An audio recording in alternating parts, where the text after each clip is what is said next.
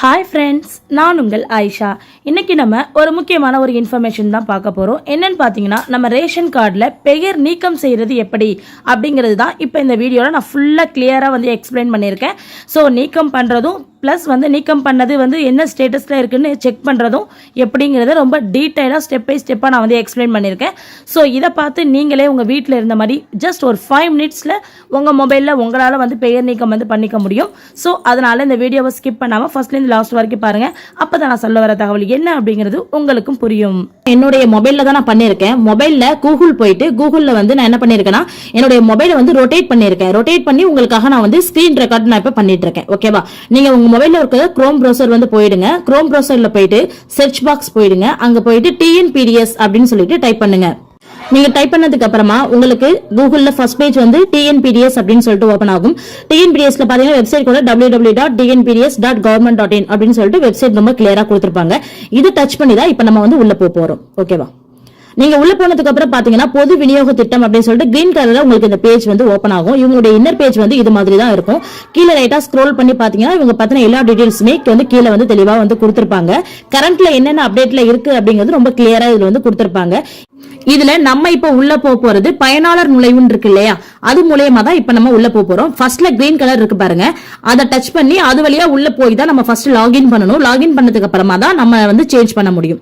இப்ப ஃபர்ஸ்ட் நம்ம டச் பண்ணி உள்ள போய்ப்போம். லைட்டா கீழே ஸ்க்ரோல் பண்ணீங்கன்னா இது மாதிரி வரும். ஓகேவா? ஃபர்ஸ்ட் ஓபன் பண்ணும்போது இது மாதிரி இருக்கும். லைட்டா கீழே ஸ்க்ரோல் பண்ணீங்கன்னா இது மாதிரி ஒரு பேஜ் வரும்.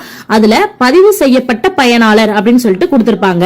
இந்த இடத்துல நீங்க உங்களுடைய மொபைல் நம்பரை இன்சர்ட் பண்ணணும். அதாவது எந்த மொபைல் நம்பர்னா, நீங்க ரேஷன் கார்டுல ஜாமா வாங்கும் பொழுது உங்களுக்கு ஒரு SMS வரும் இல்லையா, இவ்வளவு பொருள் வாங்கிருக்கீங்க அப்படின்னு, அந்த மொபைல் நம்பரை இந்த பாக்ஸ்ல இந்த 10 இலக்க மொபைல் நம்பரை நீங்க வந்து டைப் பண்ணணும்.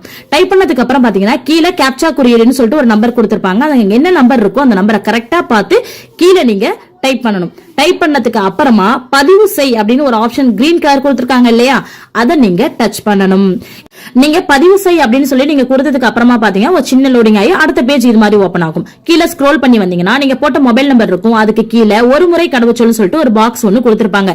என்னன்னா, நீங்க எந்த நம்பர் மொபைல் நம்பர் கொடுத்திருக்கீங்களோ அந்த நம்பருக்கு 7 இலக்கத்துல ஒரு OTP அவங்க சென்ட் பண்ணிருப்பாங்க.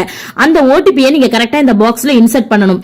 அந்த OTP-யோட வேலிடிட்டி பாத்தீங்கன்னா கரெக்டா 300 வினாடிகள். அந்த வினாடிகள் கூட பக்கத்துல பாத்தீங்கன்னா ஒரு எல்லோ பாக்ஸ்ல வந்து ஷோ ஆயிட்டே இருக்கும். ஓகேவா? பக்கத்துல கிரீன் கலர் பதிவு செய் அப்படின்னு இருக்கு இல்லையா, அந்த பாக்ஸ் தான் நீங்க OTP-யை போட்டுட்டு அதுக்கப்புறமா நீங்க பதிவு செய் அப்படிங்கிற அந்த பாக்ஸ் நீங்க டச் பண்ணணும்.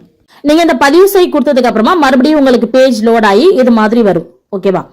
அதுல பாத்தீங்கன்னா உங்களுடைய டீடைல்ஸ் எல்லாமே கொடுத்திருப்பாங்க. அதாவது உங்க குடும்ப தலைவருடைய விவரம் கொடுத்திருப்பாங்க, உங்க குடும்ப அட்டையோட எண் கொடுத்திருப்பாங்க, அந்த மின்னணு அட்டையோட எண் கொடுத்திருப்பாங்க, நீங்களுடைய பதிவு எண் கொடுத்திருப்பாங்க, அப்புறம் அது அரிசி அட்டையா சீனி அட்டையான்னு கொடுத்திருப்பாங்க, உங்க குடும்பத்துல எத்தனை நபர்கள் பெரியோர் சிறியோர் இருக்காங்கன்னு கொடுத்திருப்பாங்க, சிலிண்டருடைய எண்ணிக்கை கொடுத்திருப்பாங்க. இன்னொரு விஷயம் என்னன்னா, உங்களுடைய ஆதார், அதாவது உங்க குடும்ப அட்டையில ஒரு 10 பேர் இருக்காங்க அப்படின்னா அந்த 10 பேர்ல ஒரு கூட்டு குடும்பத்துல சொல்றேன், ஒரு 10 பேர்ல வந்து 4 பேருக்கு ஆதார் அட்டை வந்து இணைக்கப்படாம இருக்கு அப்படின்னா, இல்ல இணைக்கப்பட்ட ஆதார் அட்டை எத்தனை அப்படிங்கிறது ரொம்ப கிளியரா வந்து கொடுத்திருப்பாங்க. ஓகேவா? அதுக்கு கீழே அந்த அட்டை வந்து செயலில் இருக்கா அப்படின்னு கொடுத்திருப்பாங்க. அப்புறம் உங்களுடைய அட்ரஸ் கொடுத்திருப்பாங்க. இதெல்லாம் ரொம்ப கரெக்டா வந்து கொடுத்திருப்பாங்க. உங்களுக்கு இந்த டீடைல்ஸ்லாம் உங்க மொபைல்ல ஒரு சின்ன PDF வேணும்னு அப்படி விருப்பப்பட்டீங்கன்னா, இல்ல மின்னணு அட்டை கோப்பு பதிவிறக்கம்னு ஒரு ஆப்ஷன் இருக்கு இல்லையா, அதை ஜஸ்ட் நீங்க டச் பண்ணீங்கன்னா உங்களுக்கு உடனே இந்த பேஜ் இப்படி ஓபன் ஆகும். உங்க மொபைல்ல பாத்தீங்கன்னா இது மாதிரி வந்து டவுன்லோட் ஆயிடும். ஓகேவா? உங்களோட டீடைல்ஸ் எல்லாமே கரெக்டா இது மாதிரி ஒரு சின்ன ஒரு PDF மாதிரி டவுன்லோட் ஆயிடும். நீங்க அது மாதிரி கூட வச்சு யூஸ் பண்ணிக்கலாம். ஃபர்ஸ்ட் உள்ள என்ட்ரானதும் ஃபர்ஸ்ட்ல ஒரு முகப்பு பேஜ் இருந்தது இல்லையா, ஸோ அந்த பேஜ்க்கு இப்போ வந்துக்கோங்க. லைட்டாக கீழே ஸ்க்ரோல் பண்ணி வாங்க. நீங்கள் கீழே ஸ்க்ரோல் பண்ணி வரும்போது பார்த்தீங்கன்னா உங்களுக்கு மின்னணு அட்டை தொடர்பான சேவைகள் அப்படின்னு சொல்லிட்டு ஒரு ஆப்ஷன் இருக்கும். ஸோ அந்த ஆப்ஷனுக்கு கீழே நிறைய ஆப்ஷன் வந்து கொடுத்துருப்பாங்க. இதில் குடும்ப உறுப்பினர் நீக்க அப்படின்னு ஒரு ஆப்ஷன் ஏதோ இருக்குது பாருங்கள். நான் ஹைஃபன் பண்ணி காட்டுறேன் பாருங்கள். இந்த ஆப்ஷனுக்குள்ளார போய் தான் இப்போ நம்ம வந்து குடும்ப உறுப்பினரை நீக்க போகிறோம். ஸோ இந்த ஆப்ஷனை நீங்கள் ஃபர்ஸ்ட் வந்து டச் பண்ணிக்கோங்க. நீங்கள் டச் பண்ணதுக்கு அப்புறமா பார்த்தீங்கன்னா உங்களுக்கு மறுபடியும் இதே போல் ஃப்ரண்ட் பேஜ் ஓப்பன் ஆகும். அப்படியே லைட்டாக ஸ்க்ரோல் பண்ணி கீழே வாங்க.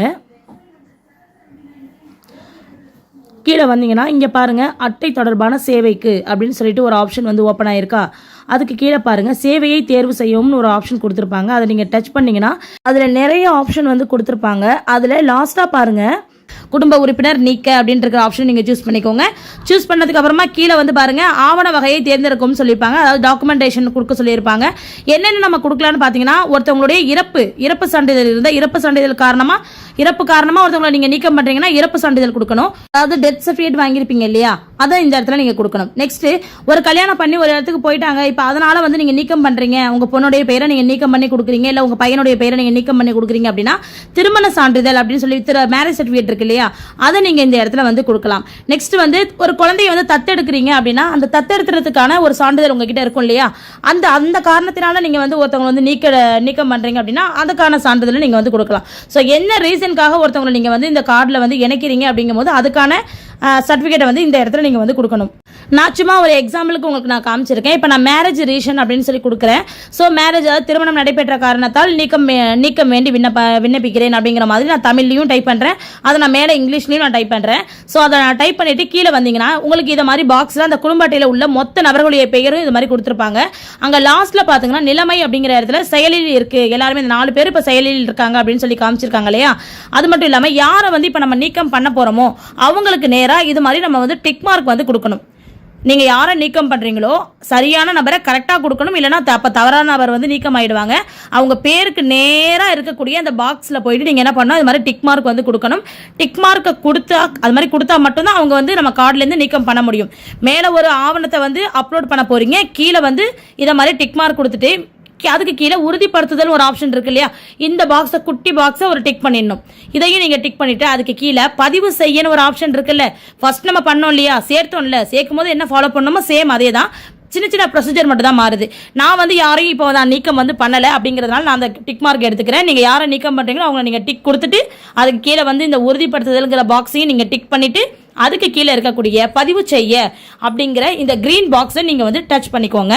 நீங்க கொடுத்ததுக்கு அப்புறமா பாத்தீங்கன்னா உங்களுக்கு பேஜ் வந்து இது போல தான் ஓபன் ஆகும். அடுத்த பேஜ் இதுலயும் டிக் மார்க் கிரீன் டிக் வந்திருக்கு பாருங்க. அப்படி கிரீன் டிக் வந்துட்டுனா அந்த உறுப்பினர் வந்து நீக்கம் பண்றதுக்கான கோரிக்கை வந்து வெற்றிகரமா வந்து பதிவு செய்யப்பட்டு விட்டது அப்படின்னு சொல்லிட்டு கொடுத்துருவாங்க. அதுக்கான ஒரு குறிப்பு எண்ணையும் அவங்க வந்து கீழே வந்து கொடுத்துருவாங்க. ஸோ உறுப்பினர் சேர்க்கக்கூடிய விஷயமா இருக்கட்டும், நீக்கக்கூடிய விஷயமா இருக்கட்டும், முகவரி மாற்ற விஷயமா இருக்கட்டும், இல்லை ஒரு கடையையே மாற்றக்கூடிய விஷயமா இருக்கட்டும், எதுவாக இருந்தாலுமே சரி இதே மாதிரி உங்களுக்கு ஃபைனல்ல இது மாதிரி கிரீன் டிக் வந்து குறிப்பு எண் அப்படின்னு ஒன்று வந்து கொடுப்பாங்க.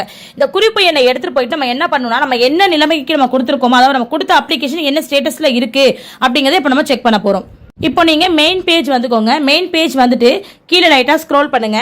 இந்த இடத்துல நம்ம ஸ்டார்டிங்ல பார்த்த மாதிரி ஒரு ஆப்ஷன் வரும். அதாவது என்னன்னா மின்னணு அட்டை தொடர்பான சேவைகள்னு. அதுல லாஸ்டா ஒரு ஆப்ஷன் இருக்கு பாருங்க, அட்டை தொடர்பான சேவை நிலை அறிய அப்படின்னு ஒரு ஆப்ஷன் இருக்குல்ல. நான் ஸ்டார்டிங்ல சொன்னேன்ல, அந்த ஆப்ஷன் இதுதான்.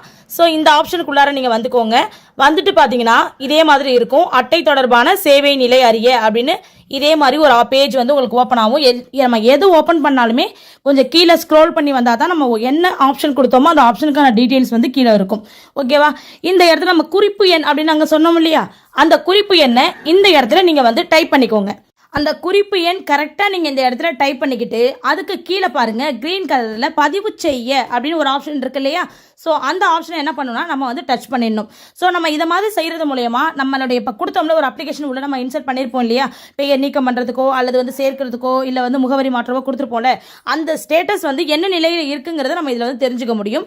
நீங்கள் இதை மாதிரி பதிவு செய்யணும்னு கொடுத்துட்டீங்கன்னா அடுத்த பேஜ் வந்து உங்களுக்கு இது மாதிரி ஓப்பன் ஆகும். உங்களுடைய விண்ணப்பம் வந்து என்ன கண்டிஷனில் இருக்குது அப்படிங்கிறது இந்த இடத்துல நீங்கள் தெரிஞ்சுக்கலாம்.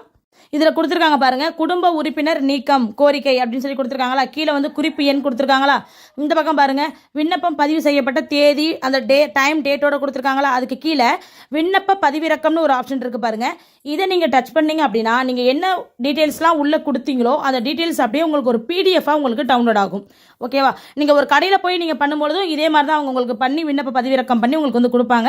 ஸோ அதை நம்ம மொபைல்லேயே நம்ம ஈஸியாக நம்ம வீட்டில் உட்காந்துலேயே நம்ம வந்து பண்ணிட முடியும். நமக்கு வந்து அடுத்தடுத்த ஸ்டேட்டஸ் வந்து ரன் ஆக இந்த கிரீன் டிக் வந்து ஒன்று வந்துட்டு இருக்கும். கோரிக்கை அனுமதிக்கப்படுதல் நிலை அப்படின்னு இருக்கு இல்லையா, அந்த இடத்துல நமக்கு டிக் வந்துருச்சு அப்படின்னா நமக்கு என்ன கோரிக்கை நம்ம நீக்கம் பண்ணவோ அல்லது சேர்க்கவோ முகவரி மாற்றவோ என்ன கோரிக்கை நம்ம உள்ள கொடுத்தோமோ அது வந்து சக்ஸஸ்ஃபுல்லாக முடிஞ்சிடுச்சு அப்படிங்கிறது தான் வந்து அர்த்தம்.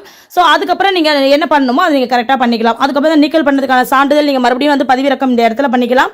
பண்ணிவிட்டு அதை நீங்கள் வந்து யூஸ் பண்ணிக்கலாம். இப்போ நம்ம ரேஷன் கார்டில் ஒரு பேர் நீக்கவோ சேர்க்கவோ அல்லது முகவரி மாற்றவோ ஷாப் மாற்றுறதுக்கோ ஒரு இ சேவை மையத்துக்கோ அப்படி இல்லைனா வந்து ஒரு தாலுக்காக்கோ போகாமல் இந்த சேவைகள் எல்லாமே நம்ம மொபைல்லையே ஜஸ்ட் ஒரு 5 மினிட்ஸில் நம்மளால் பண்ணிட முடியும். ஸோ அது எப்படிங்கிறத மட்டும் இந்த வீடியோவை கொஞ்சம் நேரம் நீங்கள் லென்த்தாக பார்த்து நீங்கள் தெரிஞ்சுக்கிட்டீங்கன்னா அதுபடி நீங்கள் ரொம்ப ஈஸியாகவே நீங்கள் வந்து பண்ணிக்கலாம். ஓகே ஃப்ரெண்ட்ஸ், இந்த வீடியோ உங்களுக்கு பயனுள்ளதாக இருக்கும் அப்படின்ட்டு நான் நம்புறேன். அப்படி பயனுள்ளதாக இருக்குது அப்படிங்கிற பட்சத்தில் கண்டிப்பாக நீங்கள் இந்த சேனலை சப்ஸ்கிரைப் பண்ணிட்டு பக்கத்தில் இருக்கக்கூடிய பெல் ஐக்கானை டச் பண்ணி வச்சுக்கோங்க. அப்போ தான் நம்ம அடுத்தடுத்து போகக்கூடிய தகவல் எல்லாமே உங்களை வந்து உடனுக்குடனே வந்து சேரும்.